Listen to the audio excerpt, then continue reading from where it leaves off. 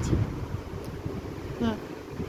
Now, Mahavira was so my student, so I was continuing with the doctrines of Buddha. Now, Buddha was silent on the existence of God, but um, uh, Buddha was silent. Mahavira totally rejected the existence of God. Now, Ahimsa, one of the prominent teachings of Buddha was Ahimsa. Here lies the similarity in between Mahavira and Buddhism. Now, number 6, no faith in caste system. Number 6 is no faith in caste system. Buddha had no faith in the existing caste system.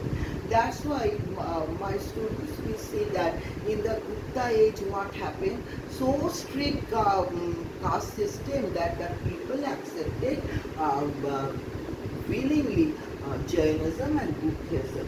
Number 7, emphasize on character. Buddha laid great stress on the development of moral character. He emphasized that moral living was more important than worship. He insisted on truthfulness in speech, love and benevolence for others, kindness to all living beings, obedience to parents, respect for elders, chastity and abstinence from intoxicating drinks, not to touch any drinks, intoxicating drinks. And Buddha's main philosophy was ahimsa and to show kindness to all living beings. Now my students, actually this is my continuation from my first lecture, okay? There is a break I think, and due to some technical defect, it is the continuation of the first lecture. Now, spread and growth of Buddhism. Simple teachings of Buddha. Buddha's teachings were quite simple. He was against complicated rituals and ceremonies. And number 2, simple language. Buddha and his disciples used only popular dialectics as vehicles, popular language, very common mother language. The two categories, the followers of Buddha were divided into two groups, the Upasakas or lay disciples who lived with their families, and the bhikkhus or monks who became ascetics after renouncing the world. Latter women are also admitted in the Buddhist Sangha. Attack on the institution of caste. The members of the Buddhist faith enjoyed equal rights without any discrimination between rich and poor. In the group, all the members were allowed, okay? Leadership of Buddha. Buddha was very model of calm and sweet majesty. He was a master of the art of conversation and was seldom disturbed even at great provocation. That is, Buddha had a power of strong leadership. He controlled all the groups in a strict way. The Buddhist Sangha, Buddha founded the Buddhist Sangha to spread his teachings far and wide. The male members were called bhikkhus. Even women were allowed to join the Sangha or the bhikkhunis or nuns. Now then, all the points that is regarding the similarities of the Buddhism and the Jainism are very important. Similar points. Royal patronage. Great rulers like Ashoka, Kanishka and Harsha embraced Buddhism. The rulers made Buddhism the state religion and popularized it.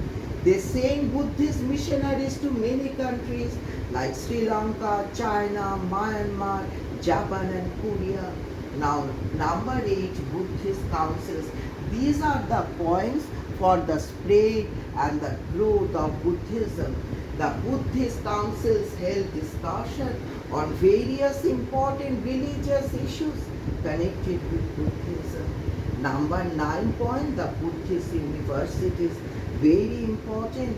The universities at Nalanda, Taxila and Gaya became important centers of Buddhist education. These universities attracted students even from foreign countries. Scholars from these universities made valuable contribution to the spread of Buddhism. Now Buddhism then divided into two parts, Mahayana and the Hinayana Buddhism. Buddhism into two parts, Mahayana. My students, look at the book Mahayana and the Mahayana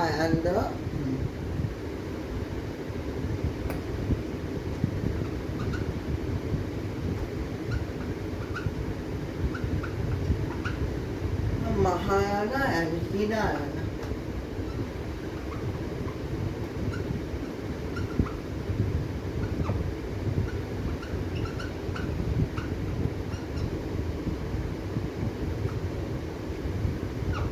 Buddhism was divided into two parts.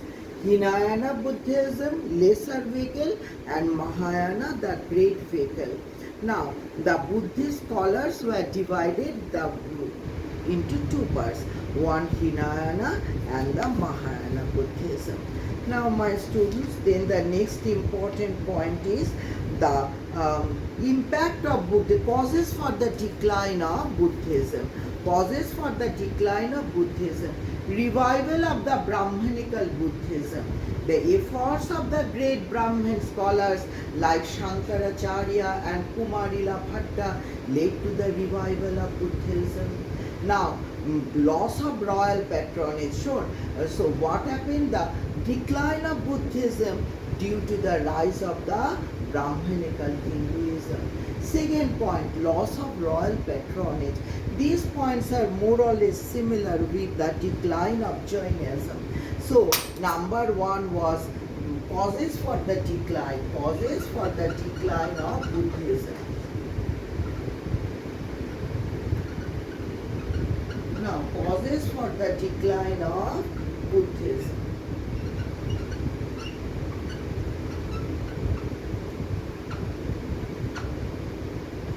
Now, revival of the Brahmanical Buddhism.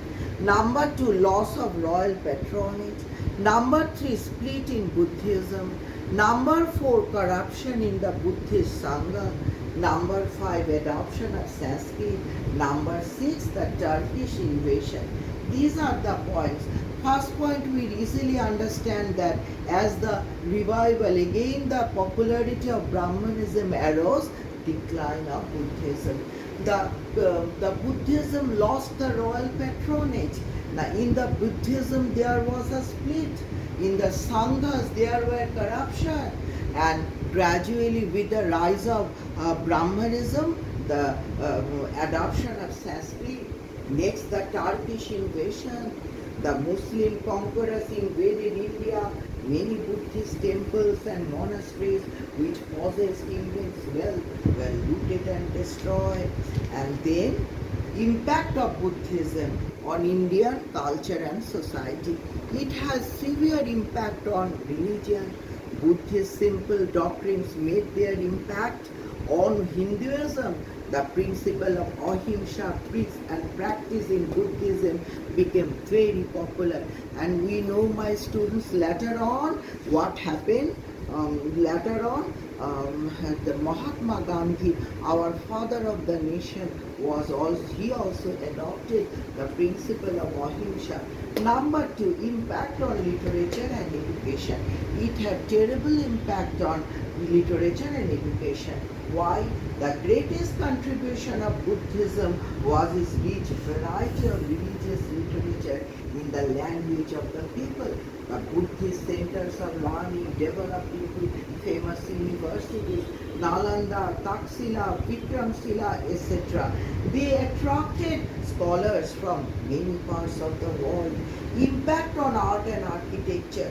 The gateways and railings of the Sacha Stupa were covered with sculptured figures.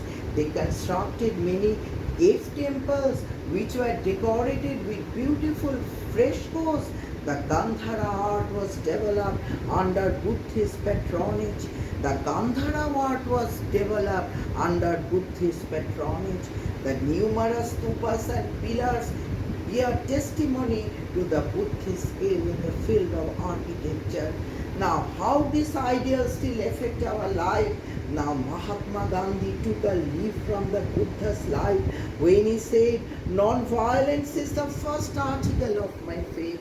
He also said, "Religion in the sense of peace, fraternity and all-embracing love can alone be the basis of existence of the world." So my student, the fact is, Mahatma Gandhi, how Buddhism affect our life. Mahatma Gandhi took the principle of Buddhism and fraternity, love, affection, all this emotional side, all this moral ethics comes from Buddhist religion. Now, Rabindranath Tagore was also a prophet of divine love on earth.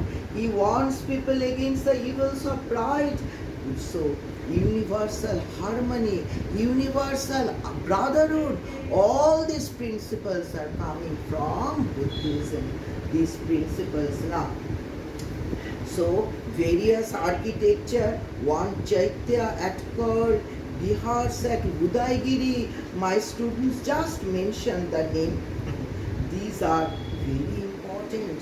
Now going to finish the chapter, the Jainism and Buddhism similarities. The two great teachers of both religion, Mahavira and Gautama Buddha, were Kshatriyas. They were against the rituals of Vedic religion. Number two, the similarities between the two religion, God, rituals and Vedas had no place in both the religion. Number three, both use the popular dialects as vehicles, that is the popular religion as the vehicle of their teachings. Next, non-violence was an indispensable part of their creed. Next, according to both the religion, nirvana or moksha is one's ultimate aim in life. Ultimate aim of life is nirvana or moksha, both in Jainism and Buddhism. Now contrast, last of all, going to finish my chapter. Next class, recapitulation of the whole chapter and few question answer I will discuss. Okay, contrast between, we shall now show the contrast. Similarities completed then. Jain religion believed in severe asceticism, where Buddhism advocated. Jainism believed in very severe path to follow. Buddha advocated for middle path. Jainism carried the principle of ahimsa to an extreme point. Buddhism did not carry it to that end. That is, Buddha always followed the middle path. And 3 points. Jains gave greater importance to the laity, people who help to manage the affairs of the monastery but who are not monks. Now, that is, Jains have greater importance not to the monks and the nuns, but Buddhists give much importance to the monks of the monasteries and the nuns. Next one, Buddhism could become a world religion, whereas Jainism was confined to the domains of India. Buddhism spread many parts of the world, whereas Jainism spread only to the domains of India. So my students, this is the end of the chapter, continuation of the 2 videos. Today what I taught you in the 2 videos. Now this is the end of the chapter. In my next class, that is chapter 4, I will discuss the whole chapter and I will give you a few question answer. Okay, all the best or to all of you. See you in my next class. Okay.